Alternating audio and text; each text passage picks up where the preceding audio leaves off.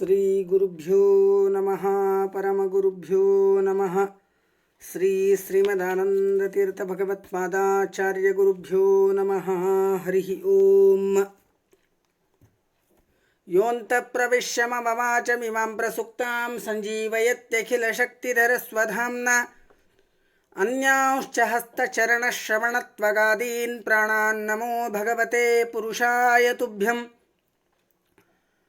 कान्ताय कल्याणगुणैकधाम्ने नवद्युनाथ प्रतिमप्रभाय नारायणाय अखिलकारणाय श्रीप्राणनाथाय नमस्करोमि अशेषवाग्जाड्यमलापहन्त्री नवं नवं स्पष्टसुवाक्प्रदायिनी ममेह जिह्वाग्रसुरङ्गनर्तकी भवत्प्रसन्नां वदने च मे श्रीः अभ्रमं भङ्गरहितं अजडं विमलं सदा आनन्दतीर्थमतुलं भजे तापत्रयापहम् अस्मद्गुरुसमारम्भां टीकाकृत्पादमध्यगां श्रीमदाचार्यपर्यन्तां वन्दे गुरुपरम्पराम् सत्यप्रमोदसञ्जातं विद्वत्कुमुदबान्धवं हितोपदेशकर्तारं सत्यात्मानं गुरुं भजे आपादमौलिपर्यन्तं गुरूणाम् आकृतिं स्मरेत् तेन विघ्नाः प्रणश्यन्ति सिद्ध्यन्ति च मनोरथाः। श्रीगुरुभ्यो नमः हरिः ओम हरिः ओम हरिः ओम। आज हम सुमध्विजय श्रीमध्वचरितामृत प्रथम सर्ग का कथासार अवलोकन करेंगे। आज हम मुख्य प्राण के अवतार का वर्णन करेंगे। सुमध्व विजय के प्रथम सर्ग के प्रारंभ में शिष्टाचार परंपरा के अनुसार काव्य के प्रारंभ में महाकवि श्री नारायण पंडिताचार्य जी ने श्री लक्ष्मी जी के प्रति तथा श्री मुख्य प्राण के स्वामी अनंत कल्याण गुणों से परिपूर्ण ऐसे श्री नारायण को तथा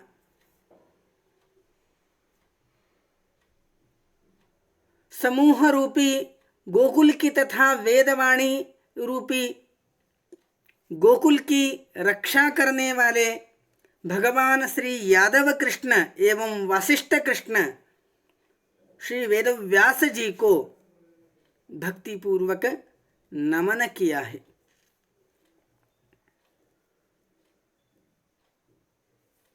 उसके अनंतर अज्ञानांधकार को दूर करके सुज्ञान देने के लिए समस्त विश्वों में व्याप्त श्रीमन मध्वाचार्य जी की कीर्ति प्रकाश से ज्ञान देने की प्रार्थना एवं तत्व प्रदीप नामक ग्रंथ के रचयिता अपने पूज्य पितृचरण श्री त्रिविक्रम पंडिताचार्य जी को प्रणाम किया है। आगे गुरुचरित्र पर काव्य रचने के अपने उद्देश्य को बताते हुए कहते हैं कि सज्जनों का अनुग्रह, मन की शुद्धि तथा श्रीहरि में भक्ति प्राप्त करने के उद्देश्य से मैं श्री वायुदेव के अवतार लीलाओं का वर्णन करने जा रहा हूँ। मनोविशुद्ध्यै चरितानुवादः। मुकुंद भक्ति गुरु भक्ति जायै। कारण गुरु भक्ति एवं गुरु के अनुग्रह के बिना हरिभक्ति पैदा नहीं हो सकती। कवि नम्रता से अपने कवित्व प्रौढ़िमा के अहंकार का खंडन करते हुए ये कह रहे हैं कि जिनका चरित्र अपौरुषे वेदों में, रामायण, महाभारत तथा अन्य पुराणों में विस्तृत रूप से वर्णित है। ऐसे उनके पवित्र चरित्र का वर्णन संक्षिप्त शब्द भंडार वाला, मंद बुद्धि वाला मैं साधारण कवि कैसे भला कर सकूंगा? यह मेरा साहस ही है। हीरे मोतियों को धागे में पिरोकर हार बनाते समय जोड़ गांठ में आगे पीछे होने पर भी हार की कीमत कम नहीं होती, उसी प्रकार मेरे काव्यों में घटनाओं के वर्णन के समय क्रमोल्लंघन का दोष हो सकता है, परंतु उससे काव्य का मूल्य कम नहीं होगा, क्योंकि यह विश्वगुरु पर लिखा हुआ पवित्र काव्य है। उनके दिव्य गुणरूपी प्रकाशमय मणिगणों की ये माला है। मुझे विश्वास है कि विशाल अंतःकरण वाले सज्जन दोष को क्षमा करके मेरे इस काव्य को अवश्य ही स्वीकार करेंगे। इस तरह इस प्रकार प्रस्तावना में कथन करके आगे कवि ने श्री मुख्य प्राण के हनुमान नामक प्रथम अवतार का तथा भीमसेन नामक द्वितीय अवतार का संक्षेप में वर्णन किया है। वह इस प्रकार है। मुख्य प्राण के हनुमान नामक प्रथम अवतार का वर्णन बहुत सुंदर तरह से किया है। त्रेता युग में भगवान श्री हरि की आज्ञा से प्राणिगत के प्रणेता, अध्यात्म ज्ञान के नेता श्री मुख्य प्राण भूतल पर केसरी नामक वानर तथा अंजना देवी के रूप में प्रकट हुए थे। विशुद्ध ज्ञान से परिपूर्ण होने के कारण वे हनुमान नाम से प्रसिद्ध थे। ये गुणा नाम जगत प्रसिद्ध यम तेषु तेषु स्म निदर्शयन्ति साक्षान् महाभागवत प्रबर्हं श्रीमंतमेनं हनुमंतमाहुः। सुमद विजय में इसका वर्णन किया है। उनमें विश्व के समस्त सद्गुण विद्यमान थे। वे आदर्श मूर्ति थे। बाल्य से देवों के द्वारा प्रशंसा के योग्य ऐसे एक अनेक अद्भुत कर्म करके ऋष्यमूक पर्वत पर वे सुग्रीव के साथ रहने लगे। एक बार उनको मुनि वेश में श्री राम तथा लक्ष्मण दिखाई पड़े। मनुष्य के रूप में भूमि पर आए हुए सीता वियोग में दुखित होने का नाटक करने वाले श्री राम के चरणों में प्रणाम करके हनुमान सुग्रीव के साथ मित्रता जुड़ाते हैं। सप्तताल वृक्षों के रूप में स्थित असुरों का तथा राज्य हड़पने वाले वाली जैसे का वध करा के सुग्रीव को किष्किंधा का राज्य दिलाते हैं। स्वयं श्री रामचंद्र जी का संदेश एवं स्वर्ण मुद्रिका लेकर राम बाण की तरह रास्ते में समस्त विघ्नों का पार करके एक ही छलांग में लंका में प्रवेश करते हैं। सीताकृति को संदेश तथा अंगुली देकर अनेक राक्षसों का संहार करके अशोक वन का विध्वंस करके राक्षसों द्वारा अपनी पूंछ में लगाई हुई आग से लंका नगरी को जलाकर सीता जी की दी हुई चूड़ामणि प्रभु को समर्पण करते हैं। हनुमान जी का यह कार्य सचमुच अत्यंत अद्भुत था। अनंतर समुद्र में सेतु यानी पुल बांधकर लंका पर धावा बोलकर युद्ध में रावण की छाती पर मुष्टि प्रहार करते हैं। मुष्टि प्रहारम दशकाय सीता। रावण तिल मिलाकर 10 मुखों से खून उगलता है। राक्षसों के साथ युद्ध छिड़ जाता है। युद्ध क्या था? वह तो महान एक रणयज्ञ ही था। उस यज्ञ में श्री रामचंद्र जी स्वयं अग्नि, लक्ष्मण प्रतिपस्ताता, सुग्रीव यजमान एवं हनुमान जी स्वयं अध्वर्यु का काम कर रहे थे। युद्ध के दौरान मूर्छित वानर एवं लक्ष्मण को जीवित करने के लिए संजीवनी जड़ी बूटी लाने के बदले पूरे गंधमादन पर्वत को ही उठाकर ला रख दिया था।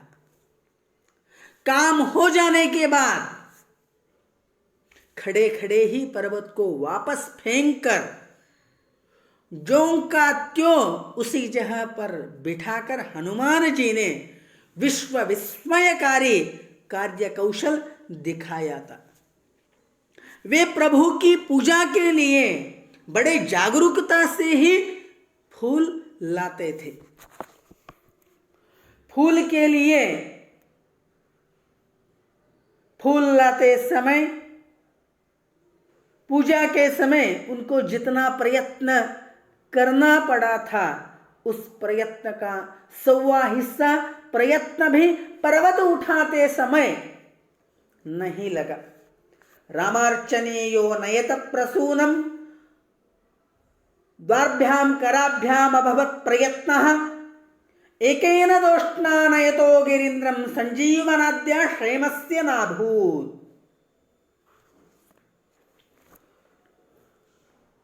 इस तरह 1/4 हिस्सा प्रयत्न भी पर्वत उठाते से समय नहीं लगा था। अग्निशुद्धि के बाद सीता जी के साथ जब श्री रामचंद्र जी अयोध्या चल पड़े, तब हनुमान भी उनके साथ आ जाते हैं। राज्याभिषेक के समय हनुमान जी की असाधारण सेवा से प्रसन्न होकर सीता मैया ने उनके गले में बहुमूल्य रत्नहार डालने के बहाने सुदीर्घ करुणा अनुग्रह किया। प्रभु श्री रामचंद्र जी तो सहभोग नाम वाले अतिश्रेष्ठ सर्वोत्तम ऐसा ब्रह्मपद का उपहार देकर बड़ा ही उनको सम्मान करते हैं। रामराज्यों में कोई भी वस्तु अप्राप्य नहीं थी। प्रभु को हनुमान जी के समान दूसरा कोई भी व्यक्ति प्रिय नहीं था। वे मुंह खोलते तो मुंह मांगी चीज मिल जाती। फिर भी हनुमान जी ने प्रभु से कुछ भी नहीं मांगा। उन्होंने अपने स्वामी चरणों में निर्व्याज, निश्चल एवं निरंतर प्रवृत्त होते रहने वाली भक्ति की याचना की। प्रवर्धताम भक्तिरलम क्षणे क्षणे। आहा, कैसी विचित्र भक्ति और विचित्र विरक्ति।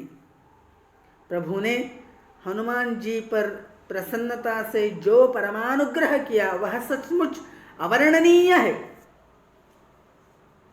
हनुमान जी से नित्य निरंतर सेवा लेने के उद्देश्य से श्री रामचंद्र जी सीता जी के साथ किम पुरुष खंड में विराजमान हो गए। वहाँ श्री हनुमान जी नमो नमो राम नमो नमस्ते, नमो नमो नाथ नमो नमस्ते कहते कहते हुए प्रभु की सेवा करते हुए आनंदमग्न है। इस तरह संक्षिप्त मुख्य प्राण के प्रथमावतार यानी हनुमान जी का संक्षिप्त वर्णन प्रथम सर्ग के कथासार में किया है। अब श्री मुख्य प्राण के द्वितीय अवतार भीमसेन नामक अवतार का वर्णन। द्वापर युग में भगवान श्री हरि की आज्ञा से मुख्य प्राण कुरुवंश के पांडु राजा की पत्नी कुंती के पुत्र के रूप में प्रकट हुए थे। उस समय उनका भीमसेन ऐसा नाम था। वे जन्म से ही भीम अर्थात समस्त दिव्य विद्याओं से परिपूर्ण थे। इनके अलावा पांडित्य, पटुत्व, शौर्य, वीर्य, तेज, ओज, पराक्रम, तत्वज्ञान, विष्णु भक्ति के विग्रह थे। शैशवावस्था में एक बार दूध मुहा नन्हा सा शिशु भीम कुंती के गोद से फिसलकर नीचे शतशृंग पर्वत कर की चोटी पर गिर गया। वो पर्वत शतशृंग हो गया। शिशु सुरक्षित तथा निर्विकार था, परंतु यह पर्वत छिन्न विच्छिन्न हो गया। इस प्रकार से जन्म से ही वो वज्रांग था। बचपन पर खेल कूद में, दौड़ने तैरने में, शक्ति प्रदर्शन में ही सबसे आगे रहता था। स्पर्धा में ही इसी की जीत होती थी। दुर्योधन, दुशासन तथा अन्य सब कौरवों को हर बार पराजित तथा अपमानित होना पड़ता था। इससे उनके मन में भीम के प्रति ईर्ष्या, द्वेष और मात्सर्य पैदा हुआ। भीम को मार डालने के अनेक प्रयत्न किए गए। भोजन में जहर मिला देते थे। भीम उस जहर को आसानी से पचा लेता था। सोए हुए भीम पर जहरीले भयंकर सांपों को छोड़कर डसवाकर मारने का प्रयत्न करते हैं, परंतु भीम के शरीर स्पर्श से ही सांपों के ही दांत टूट जाते हैं। भीम उन्हें हथेली से मार डालता था। दूसरी बार सोए हुए भीम को जंजीरों से जकड़कर, जंजीरों से बांधकर प्रमाण कोटि नाम वाले गंगा नदी के गहरे कुंड में फेंक देते थे। केवल जमुहाई लेकर जंजीरों को तोड़कर भीम सुरक्षित पानी से बाहर आ जाता है। कौरव पांडवों को लाक्षागृह में रहने को मजबूर करके आग लगाकर जला डालना चाहते थे, परंतु उनका कुतंत्र असफल हो गया। योग्य शक्ति से शरीर छोड़कर भगवान के पास जाने वाले योगी के समान भीमसेन स्वयं लाक्षागृह को आग लगाकर अपनी माता तथा भाइयों के साथ सुरंग मार्ग से बाहर निकलकर भगवान व्यास जी के दर्शन पाते थे। उनकी आज्ञा से हिडिंबासुर को मारकर हिडिंबा से विवाह कर लेते हैं। श्री व्यास जी को अब तक किए हुए समस्त कर्मों का तथा भविष्यों में किए जाने वाले सारे कर्मों का समर्पण भी करते हैं। भीम जैसे राजहंसी को प्राप्त करता है। वैसे दिव्य कन्या द्रौपदी को प्राप्त करके विवाहित होता है। अनेक दुष्ट राजाओं को मारकर श्री कृष्ण को संतुष्ट करता है। जरासंध जैसे कट्टर विष्णुद्वेषी तथा अन्य प्रचंड वीरों को मारकर विश्व पर विजय पाकर अपने बड़ी भाइयों द्वारा वैभव के साथ राजसूय यज्ञ करते हैं। जुए के खेलने में पराजित होने के बाद दुष्ट दुशासन भरी सभा में द्रौपदी का वस्त्राहरण करके उसके बाल खींचकर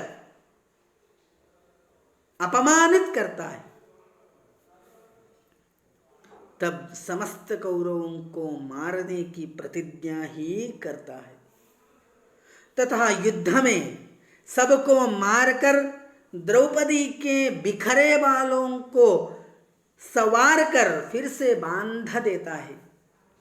वनवास के समय किरमीर आदि राक्षसों का तथा द्रौपदी के लिए सौगंधिका पुष्प लाते समय मणिमान आदि क्रोधवश नाम के भयंकर असंख्य असुरों का संहार करता है। अज्ञातवास के समय कामुक कीचक का भयंकर तरह से वध करके विराट राजा को शत्रुओं के चुगल से छुड़ाता है। भगवान श्री कृष्ण की आज्ञा से 100 कौरवों को तथा अन्य असंख्य शत्रुओं को मारकर विजयश्री प्राप्त कर लेता है। युधिष्ठिर को राजसिंहासन पर बिठाकर स्वयं युवराज बनकर शुद्ध क्षात्र धर्म में निरत होकर समस्त प्रजाओं को आनंद में रखकर राज्य का शासन भी करता है। यहाँ पर कवि ने भीमसेन की दिनचर्या तथा व्यवहार का सुंदर तरह से वर्णन किया है। भीमसेन भगवान श्री कृष्ण के चरण कमलों में भौरे के समान आसक्त होकर सेवा करता था। राजहंसी पर आसक्त होकर सहचर बना रहता है। उसी प्रकार द्रौपदी पर प्रेम से आसक्त होकर उसका पोषण करता था। सूर्य किरणों को विकसित करके प्रसन्न रखता है, उसी प्रकार भीमसेन अपने राज्य की समस्त प्रजा को हर प्रकार की सुख, खुशियां और अनेक सुविधा देकर प्रसन्न रखता था। विशुद्ध क्षात्र धर्म पर राज्य पर शासन करता हुआ अपने भाइयों के साथ सतत संतोष से सुभूषित रहता था। अंत में अपने पौत्र को अर्थात अभिमन्यु पुत्र परीक्षित को राज्य गद्दी पर बिठाकर भगवान का ध्यान करते हुए द्रौपदी तथा 4 भाइयों के साथ अपने मूल रूप में समा जाता है। इस तरह मुख्य प्राण के द्वितीय अवतार का यानी कि भीमसेन का अत्यंत संक्षेप वर्णन बताए हुए मुख्य प्राण के श्रीमन मध्वाचार्य नामक तृतीय अवतार के पूर्व काल की परिस्थिति का वर्णन। अवैदिक मत में प्रबल प्रचार से प्रकाशमय वेद रूपी मणियों का प्रकाश लुप्त हो गया था। सात्विक लोगों के मन में भगवान श्रीहरि के गुणपरि पूर्णत्व के विषय में संशय जाग रहा था। भगवान के सर्वोत्तमत्व के विषय में संशय उदित होकर धीरे धीरे सुगुण ब्रह्म की भावना ही लुप्त हो गई। सगुण ब्रह्म की भावना लुप्त हो जाने के समय मुमुक्षु सज्जनों के लिए सचमुच ही वह एक अत्यंत भयंकर दुरवस्था थी। इस तरह प्रथम सर्ग में कवि श्री नारायण पंडिताचार्य जी ने इस तरह अत्यंत संक्षेप वर्णन किए गए हैं। हरे नमः। श्री कृष्णार्पणमस्तु।